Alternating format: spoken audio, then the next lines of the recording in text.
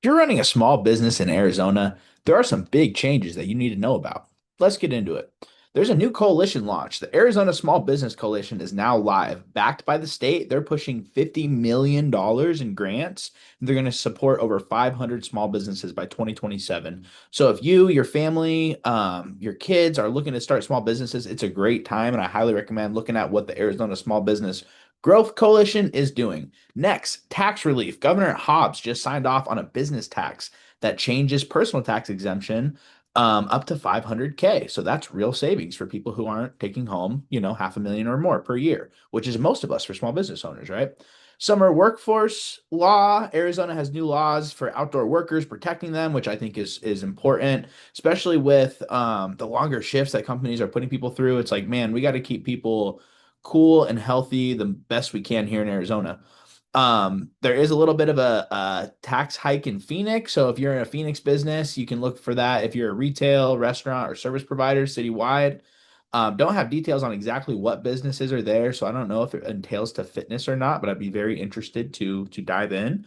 And there are some big events. The Small Business Phoenix Expo is coming up September 12th. So that's a good opportunity for you to host a booth if you'd like to connect with more local business owners and showcase your services.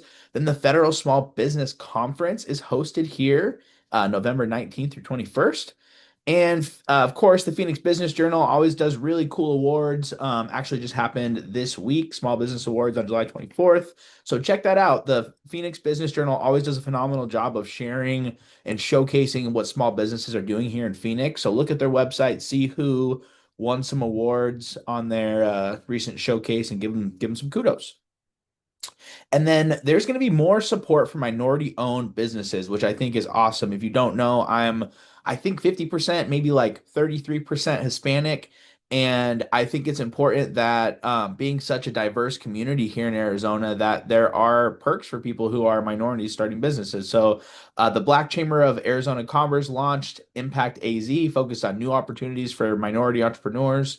There are so many cool things out there. I remember when I first got into business, my grandpa, my thought was always like, "Mijo, you can get a grant and come open a fitness center here in Huachuca City," is what he would tell me. And I'd never looked into it or thought about it, but it was always like too big of a business for me at the time.